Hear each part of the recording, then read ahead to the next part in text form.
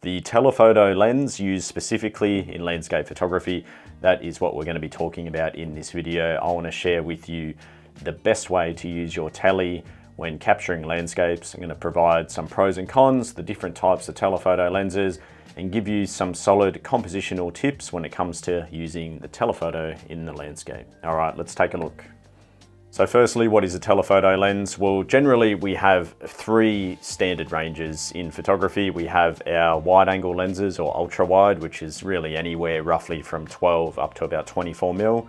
We have our mid-range lenses, which is approximately 24 to 70, even 24 to 105. And then the telephotos come in after that, generally anywhere from say 70 mil and beyond. Now, when it comes to the telephoto lens specifically, there are two very common focal ranges. The first one is 70 to 200 mil, and then the other very popular range is 100 to 400 mil. Now, there are a million variations in between. Not quite, but there's a lot. There's 70 to 300, 100 to 500, 80 to 400, 100 to 600, 200 to 600, so on and so forth. You get the idea. The tips I'm going to provide in this one and the way that I like to personally use this lens is going to be generally covering anywhere from say 70 right up to about 400, but I do even have some images in the portfolio that are 800 mil, and that's using the 2x converter, which we'll talk about a little bit later on. So anyway, that gives you an idea of the telephoto focal ranges, and you can see that it's complete opposite to our wide angle lenses. And then of course, it's just a lot longer than what we can get in our mid-range lenses as well. So what is the main strength of having a telephoto lens? The best thing about using a tele is it gives us the ability to isolate subject matter, particularly subject matter which is far off in the distance. And being able to do that means that we can essentially find a frame within a frame. When it comes to using a wide angle, we're often capturing quite obviously a wide scene, a big grand landscape. Telephoto allows us to look at that wide perspective and then particularly isolate subject matter and bring that to the forefront of the composition. And really, you know, you can almost make portraits using a telephoto lens. I'm talking portraits in the landscape. Instead of getting maybe a river, valley, mountains, you can just zoom in and get a mountain shot alone. Same goes for a tree, even a wave on the ocean. The biggest strength is having that ability to isolate the subject matter. The other key part of having a tele is compression, being able to compress a lot of the landscape. And what I mean by that is, if you still incorporate some kind of midground or even a foreground, but you're sitting on these longer ranges like 100, 300, etc., the compression of the lens magnifies everything and makes it look a lot closer than what it may actually really be. You see this a lot with moon images, even real estate, for example. It's very easy to say walk away from a house, turn around and zoom, and whatever's behind that house, let's say there's mountains there, you're able to really pull that in and make it look incredibly close to that foreground element. The strength of that is the compression. We can really dramatize certain scenarios in the landscape. Maybe it's waves on the ocean. The compression, you're going to be able to pull in multiple waves and make it look like they're rolling one on top of each other. The exact same goes for mountains as well. Even if you're wanting to show scale in the landscape, using the telephoto gives you the ability to do that, to pull in a big mountain in the distance while still having something potentially smaller in the foreground to really, you know, bring them together and show that size differential. So the strengths really is isolating subject matter, which I'd say is the main strength, but then the compression. And of course, we're using those two strengths together a lot of the time as well. When it comes to composition specifically with a telephoto lens, I find it a little bit easier than composing with a wide or a mid-range, because a lot of the time we are just isolating that singular subject matter and bringing that right into the frame. And one of my key composition tips, which you've probably heard me go on about a million times before, but I'm going to say it again, I really like to align the main subject matter in the centralized part of the frame. So I'm not putting it over here or over here on the edges. We're bringing it all together, just how I am now in this video, the centralized zone, and that way it's harmonized and balanced. So if I'm using the tele to shoot a mountain, you can probably envision where I'm going to be placing the main mountain summit. If it's a tree or a row of trees, I'm going to locate that specific main tree in that centralized zone. So I feel like composition actually gets quite simplified when we're using the telephoto lens. The times that it can get more technical is when we are potentially incorporating multiple layers and using compression. So now we might have maybe some trees with a mountain in the background. That's where we're just really going to have to come back to the basics of using balance in the frame, but still keeping an eye on the main subject matter or the main focal point and balancing that again in that centralized area. So I feel like the tele does help us simplify things a little bit when it comes to composition. I guess the challenging part though is having an understanding to realize that just because you can shoot it with the tele doesn't mean that it's going to make a great telephoto image. So let's get into that now. What does make a good telephoto photograph?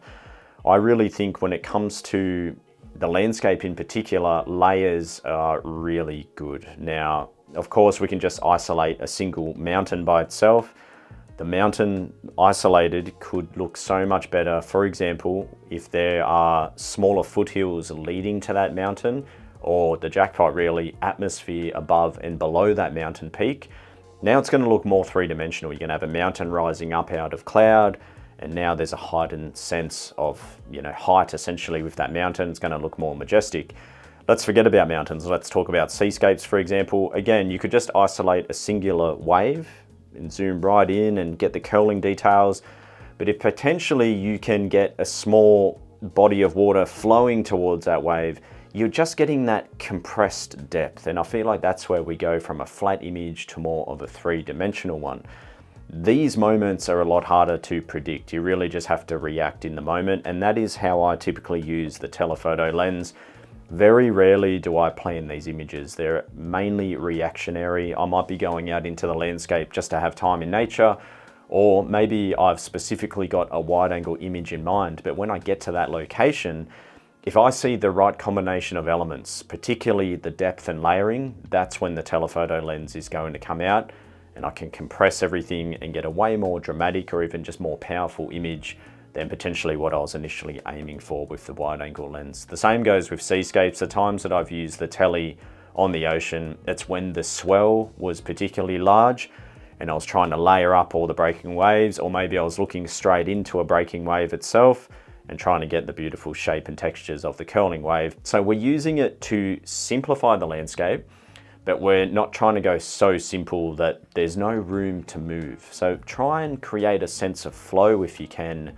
One of the other benefits of the tele is if we're capturing something far off in the distance, the depth of field is quite minimal. Even though you might have multiple layers of subject matter, let's go back to the mountains for example, if all that subject matter is at least, a few hundred meters away from you and then beyond, you don't have to worry about closing down the f-stop too much. You don't need f11 or f16. It actually becomes irrelevant because everything is so far off, it's essentially at that infinity point on the lens. Now the benefit there is if you're shooting handheld, like I typically do, and generally it is a lot easier to compose with a tele handheld in my opinion, because you're just able to quickly make those adjustments.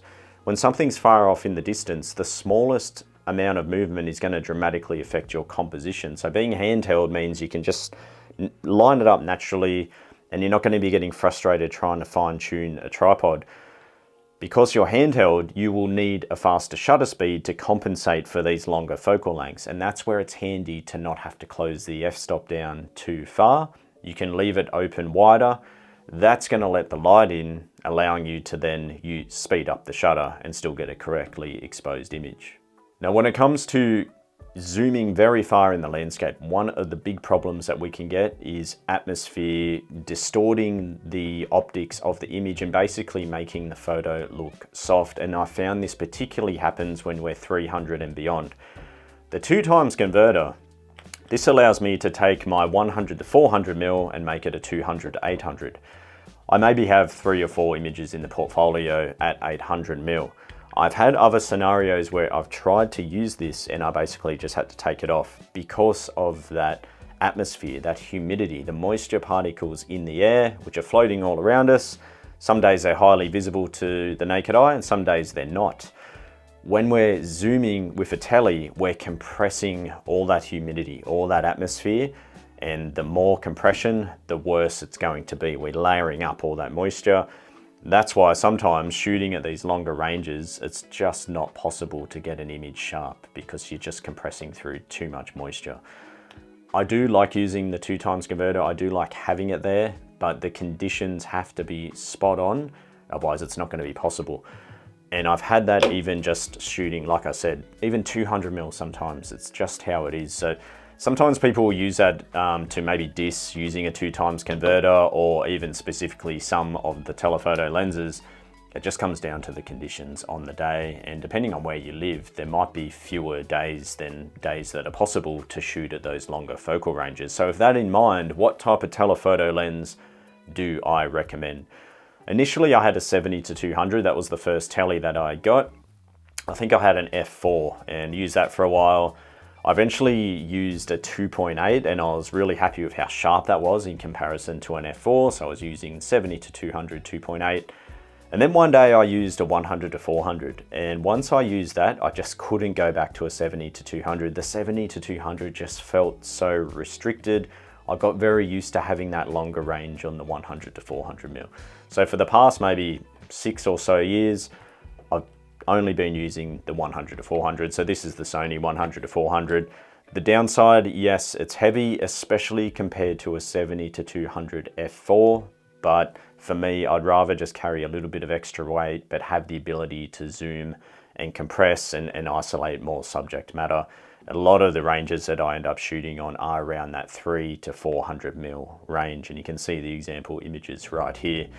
So if you're looking for advice on what telephoto lens to get, firstly I'd say, where do you live or where are you planning to travel to?